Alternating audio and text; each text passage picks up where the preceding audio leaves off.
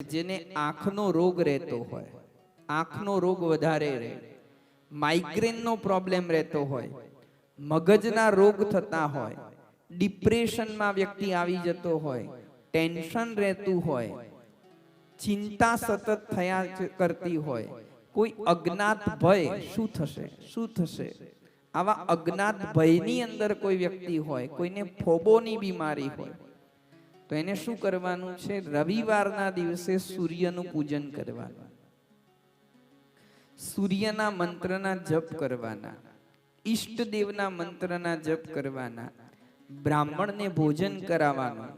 એક દિવસ, એક માસ, એક વર્ષ સુધી કે 3 વર્ષ સુધી આ રીતે જે વ્યક્તિ કરે એ આ બીમારીમાંથી મુક્ત થાય છે.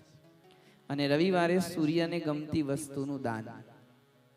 કોઈને સંપત્તિ જોઈએ છે તો એને સોમવારના દિવસે લક્ષ્મીજીની પૂજા કરવાની અને સપત્નીક બ્રાહ્મણને ભોજન કરાવવાનું. પણ બ્રાહ્મણને સપત્નીક ભોજન માટે બોલાવો ત્યારે જે રસોઈ બનાવો તે ઘીમાં બનાવવાની છે અને મિષ્ટાન સાથે એને ભોજન કરાવવાનું.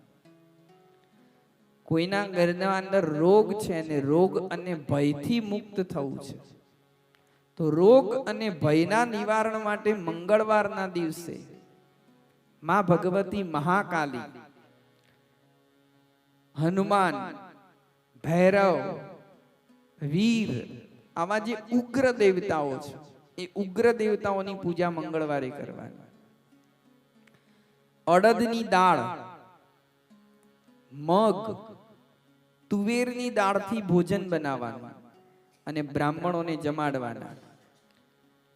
મોટા ભાગે તમે જે રસોઈ બનાવો એના અંદર કઠોળની પ્રમાણ વધારે રાખવાનું. પત્નીની કામના છે, કોઈ દીકરાના લગ્ન થતા નથી, ઘરવાળીની, તો પત્નીની કામના માટે અથવા પુત્રની કામના અને પ્રેમ માટે, મિત્રની કામના અને પ્રેમ માટે બુધવારે વિષ્ણુ ભગવાનની પૂજા કરી અને દહીં અને ભાતનું નૈવેદ્ય ભગવાનને અર્પણ કરવાનું.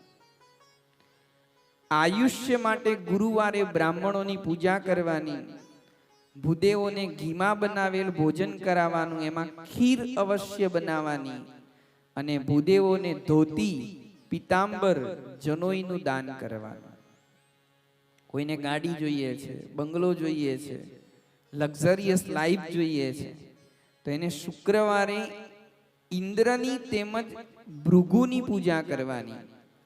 બ્રાહ્મણોને 6 રસથી બનાવેલી રસોઈ જમાડવાની. 6 રસ, ખાટો, ખારો, તીખો, તુરો, બધા જ પ્રકારના 6 રસોનું. અને સ્ત્રીઓને સુંદર વસ્ત્રોનું દાન કરવાનું. અને જેના પરિવારમાં નાની ઉંમરમાં લોકો મૃત્યુ પામતા હોય, અપમૃત્યુ વધારે થતા હોય, એને શનિવારે ભગવાન શિવજીનું પૂજન કરવાનું. તલના તેલથી ભગવાન શિવજી ઉપર અભિષેક કરવાનો. તલની ચીકી, તલનું કચરિયું, આમ તલના પ્રમાણવાળી જે રસોઈ બનતી હોય તેનાથી ભૂદેવોને ભોજન કરાવવાનું. ભૂદેવોને તલનું દાન કરવાનું અને તલનો હોમ કરવાથી અપમૃત્યુ નિવારણ થાય છે.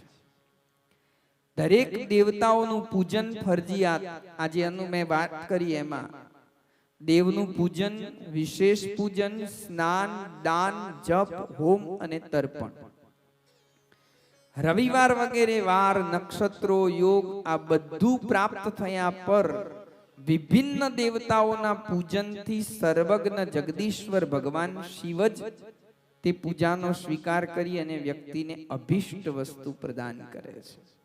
ઇન શોર્ટ, જે વ્યક્તિ નિત્ય શિવ પૂજા કરે, પ્રતિદિન જે વ્યક્તિ શિવજીનું પૂજન કરે છે, એના જીવનમાં કદાપી કોઈ ગ્રહની તકલીફ રહેતી નથી.